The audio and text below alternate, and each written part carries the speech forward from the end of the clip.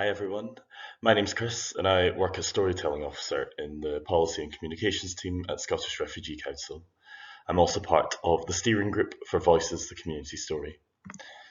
I'm recording this webinar for those of you who will be interviewing people with lived experience of seeking refugee protection as part of this project, but I hope that the learnings will be useful for everyone taking part in the project too. In this short webinar, I will look at the context we're working in, some suggestions for good practice, and a suggested exercise for helping people to set boundaries before the interview begins. So if you're part of a group supporting refugees in Scotland, you'll be aware that the context we're working in is very fraught. We're seeing enormous displacement globally and increasingly hostile policies against the rights of people seeking asylum. At a local level, this looks like people being held in hotel rooms for months and years as they wait for a decision on their asylum claim, unable to work, living on just over £5 a day, living in fear of being detained or deported if their claim is unsuccessful. At a policy level, this looks like an expanding hostile environment, the Nationality and Borders Act, the use of detention centres, army pushbacks at borders, age assessments, invasive interviews, destitution, the Rwanda plan, and so on. And at a global level, we're talking war, persecution, terror, famine, trafficking, the climate crisis, and according to the UNHCR a few months ago, the displacement of over 100 million people, both internally and out with their home countries. And of course, we all have the common experience of the coronavirus pandemic over the past few years. Having a bit of an awareness of all of these intersecting factors will enhance your active listening and empathy in the interview and may help you come up with more suitable questions. At the same time, please don't stress if your interviewee shares something that you don't know. You can always ask them to explain in more detail if they feel comfortable.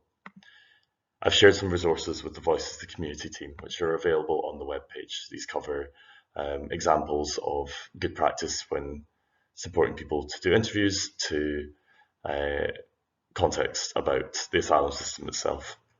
If you'd also like more general information about what's going on for people seeking refugee protection in Scotland and the UK, you can check out Scottish Refugee Council's website and social media. So, what is the right term? What is a refugee? What's an asylum seeker? By legal definition, an asylum seeker is somebody who is seeking refugee protection, while a refugee is somebody who has been granted refugee protection by another country. However, these terms are often used interchangeably in the media and by organisations.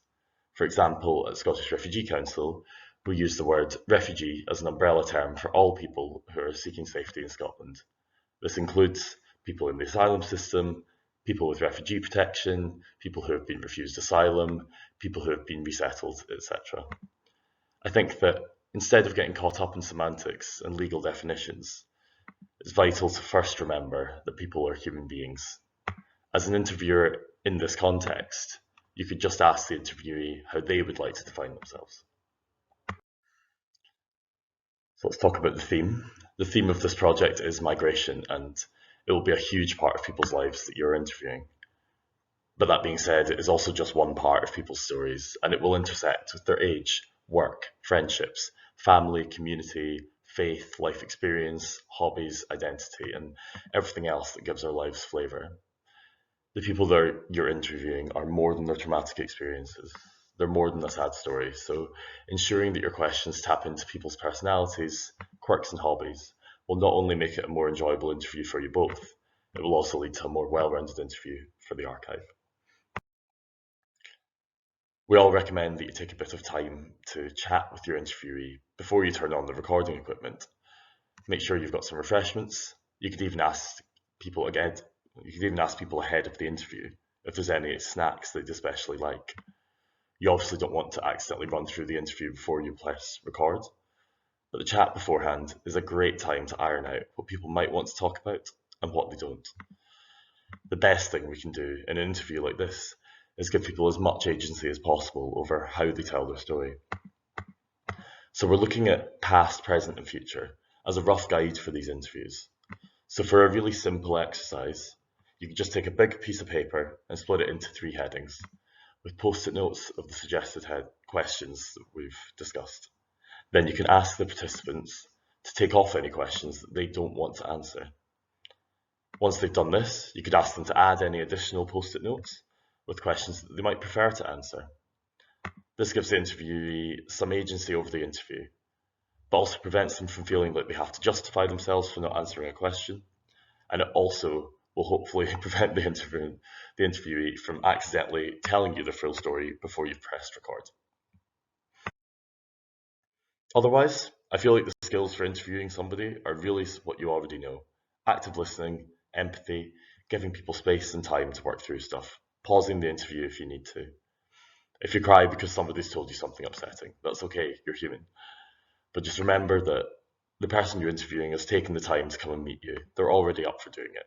They're keen to speak, and you have the privilege of creating that space for them to share their story, and that's a really exciting space to be. So good luck with your Voices the Community Story interviews, and please just get in touch if you have any questions or want some advice. Thank you.